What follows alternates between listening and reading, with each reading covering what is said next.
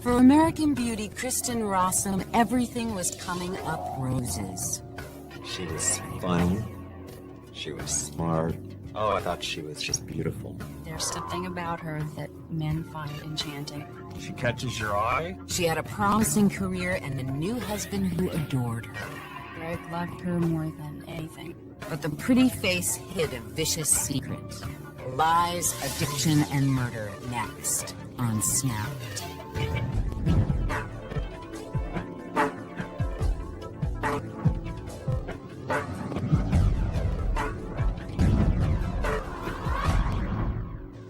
Young, beautiful, and smart, Kristen Rossum had made it. At age 24, she was already making a name for herself in forensic toxicology. Her husband worked for an up-and-coming biotech firm. They had a trendy apartment in San Diego with sleek, modernistic fittings and seagrass rugs. Their nights were filled with late-night parties and expensive wine. For Kristen, a perfect life had always been on the agenda. Born into a world of privilege in the elite college town of Claremont, California, she was groomed for success from day one. She's talented, she's intelligent, she's pretty, she's a child model, she was a ballerina, she was Phi Beta Kappa. She grew up in a community where status, power, acclamation of others was extremely important.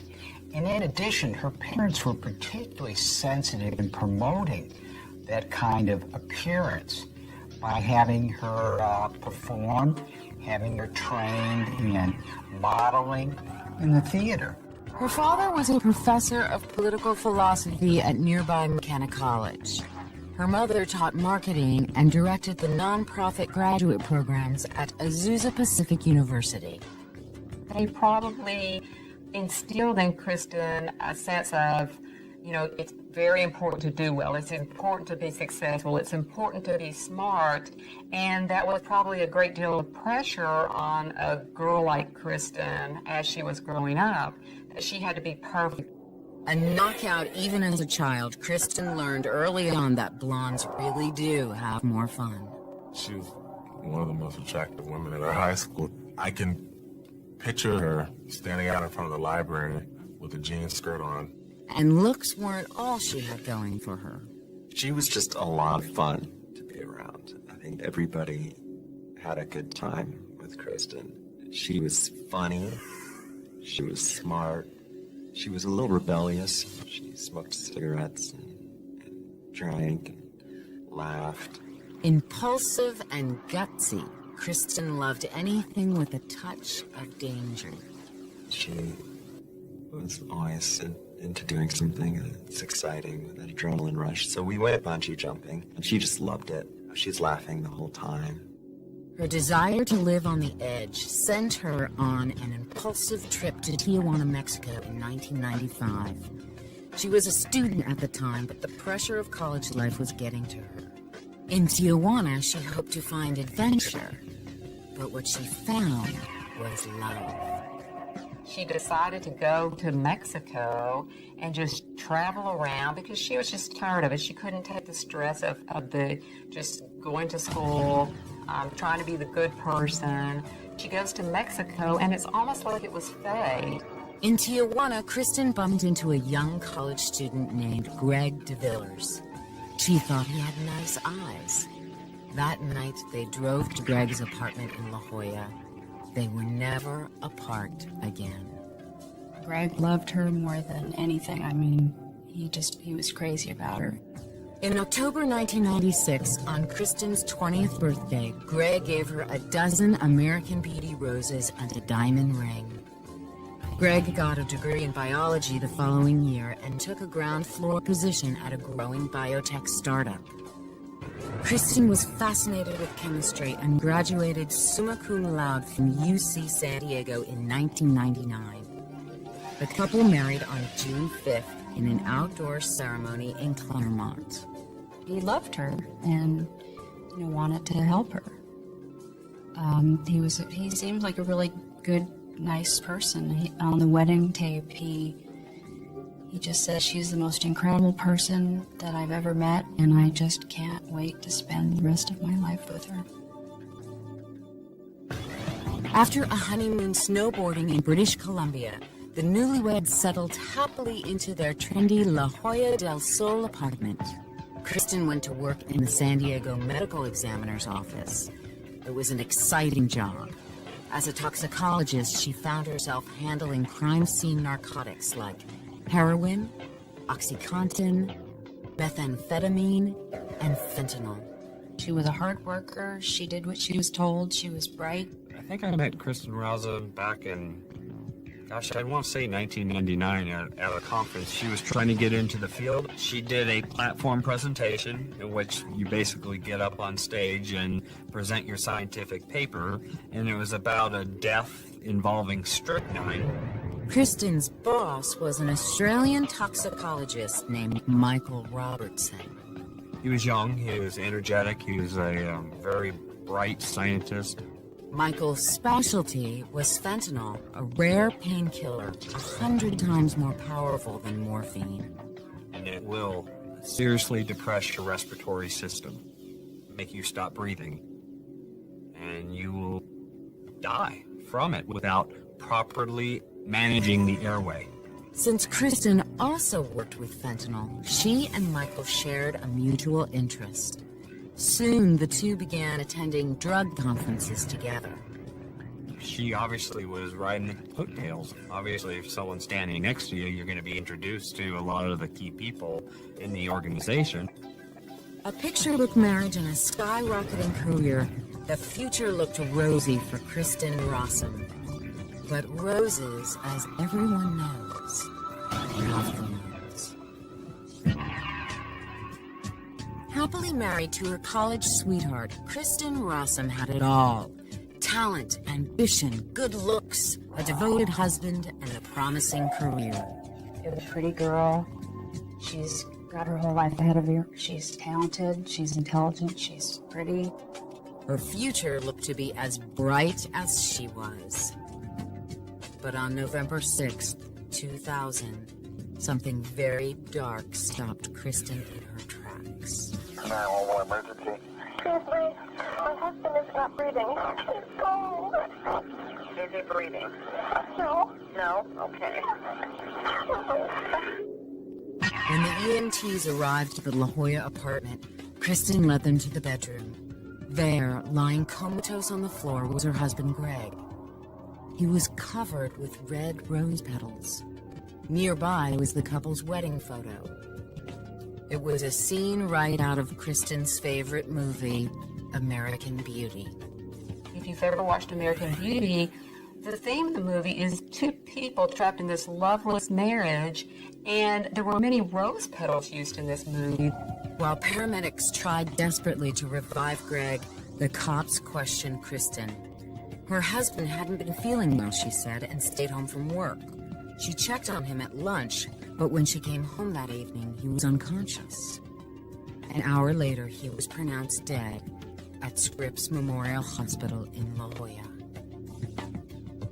Tearfully, Kristen told the cops that her perfect marriage had gone sour. That very morning, she had told Greg that she was leaving him. Despondent, he had taken his own life. There was no note, but nothing about Greg's death suggested foul play. At the hospital, the San Diego Medical Examiner ruled Greg's death a suicide. Suicide notes are common, but not universal in suicides.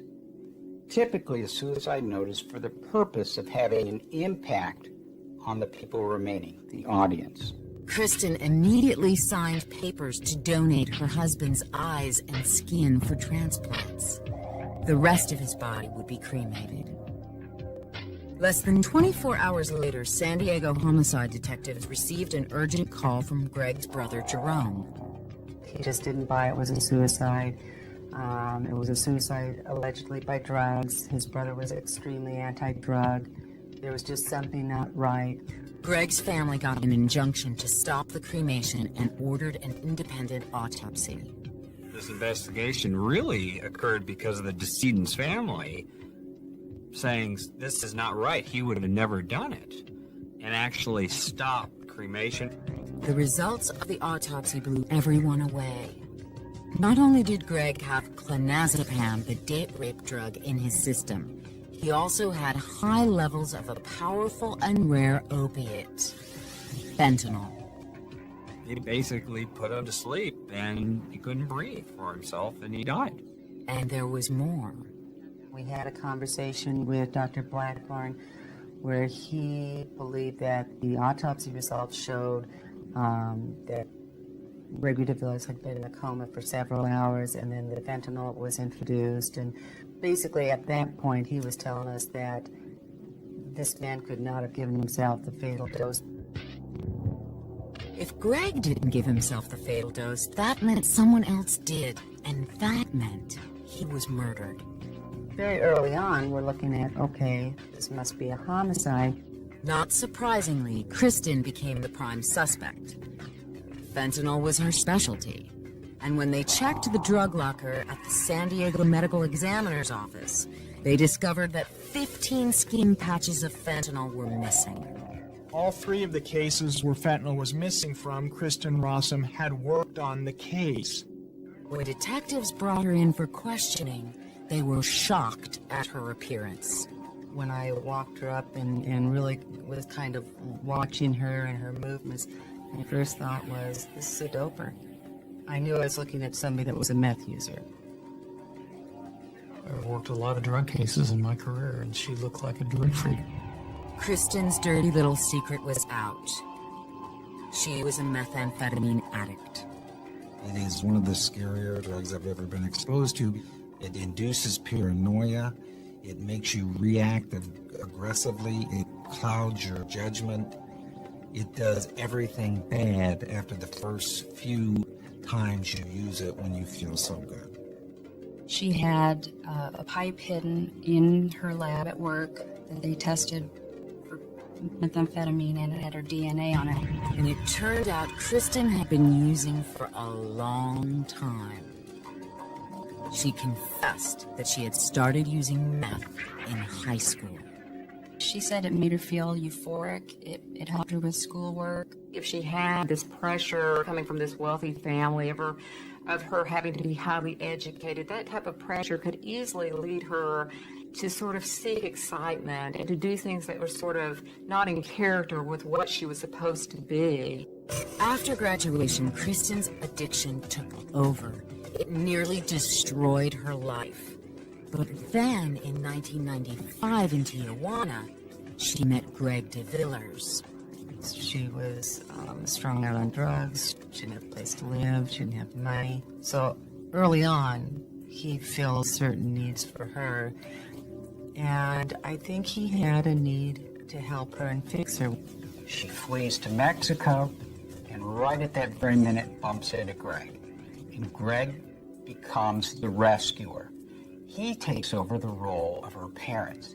He's the one that's going to keep that perfect image for her and hopefully, in her mind, hide or somehow do away with the nasty underbelly of drug use, dishonesty, and destructiveness. The cops also learned she was sleeping with her boss, Michael Robertson.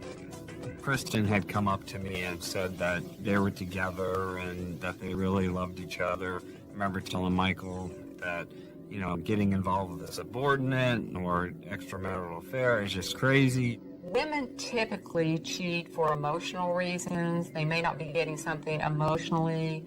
For Kristen, it was probably excitement. She's the kind of person who really craves excitement, and just to be with a man like Greg, who was very stable, probably seemed smothering to her.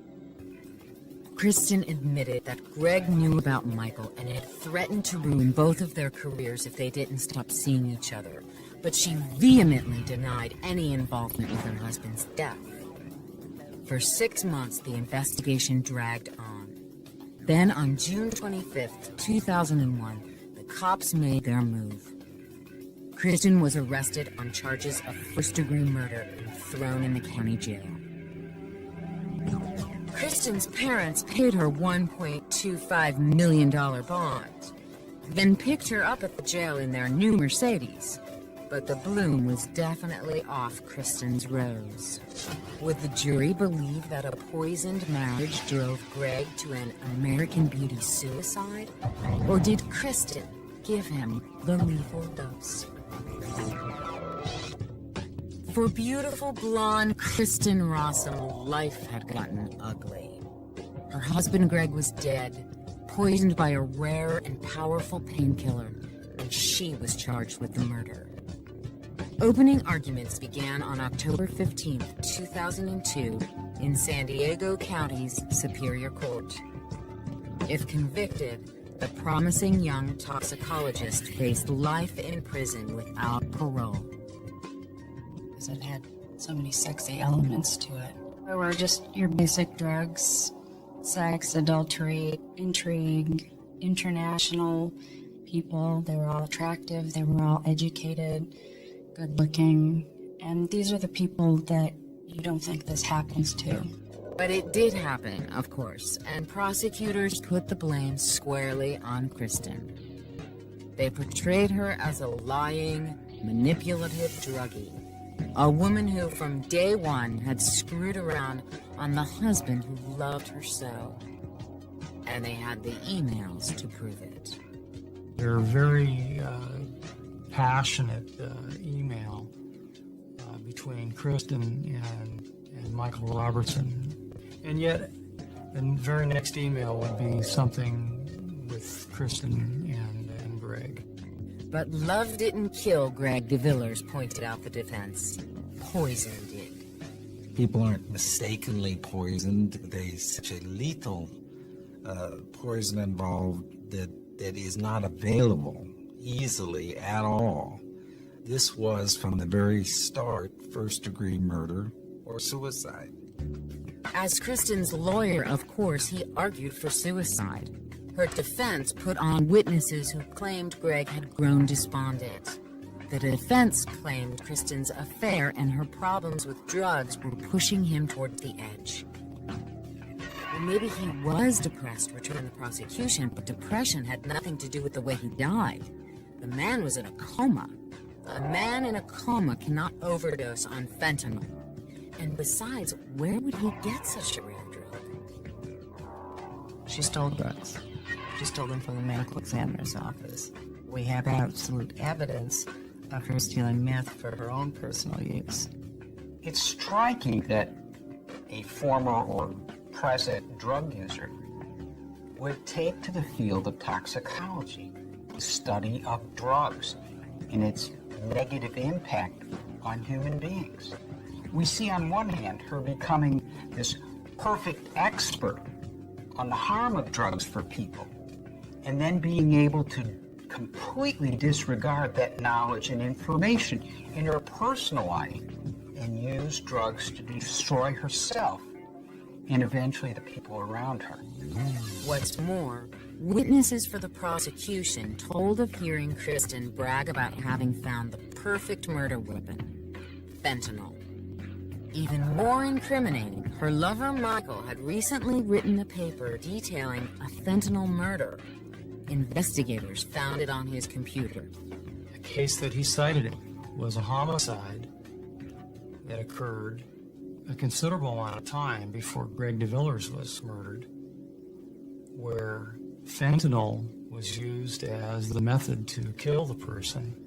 The defense argued that this was all just circumstantial. It didn't mean Kristen had anything to do with Greg's death. There is no direct evidence that she did it.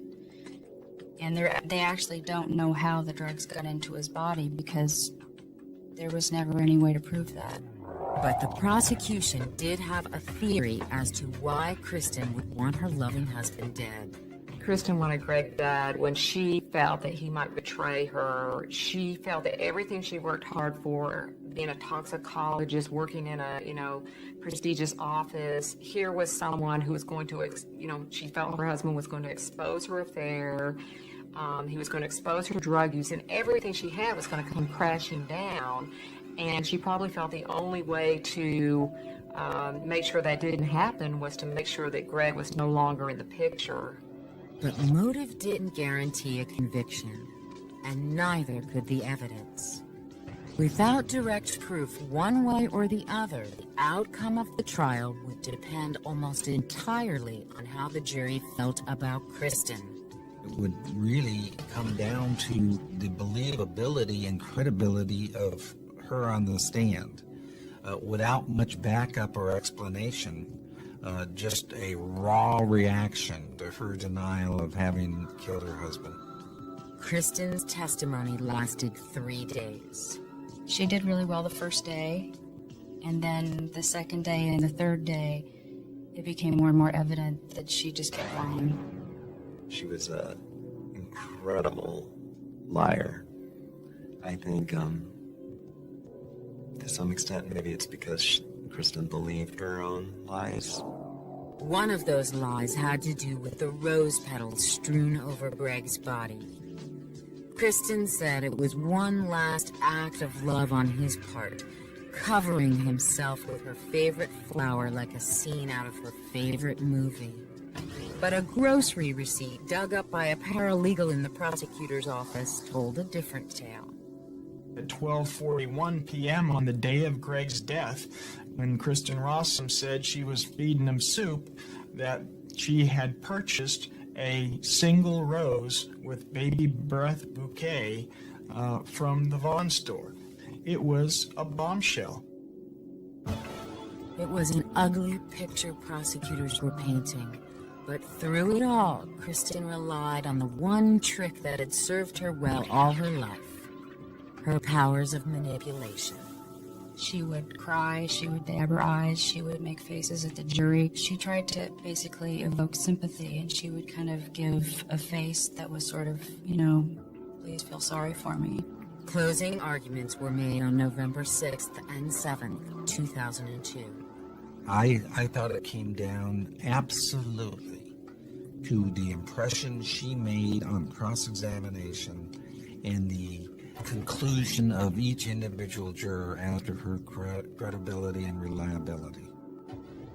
The jurors were out less than 8 hours. Their verdict?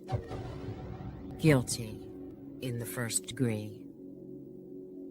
On December 12th, 2002, Kristen was given life without parole and incarcerated in the Central California Women's Facility in Coachella, California. Why somebody of privilege? Why somebody with intelligence, with beauty, with everything that she had going for her? Why she would get involved in this murder and just basically self-destruct? I think you have to look at the dope angle very carefully just to really understand why. Greg became a threat to Kristen when he indicated that he would reveal to the world at large that she was not the perfect American beauty. This was completely intolerable to her. And as in the movie, the source of that irritation, the source of that threat, had to go. Maybe. Or maybe it was just a simple case of real life imitating art.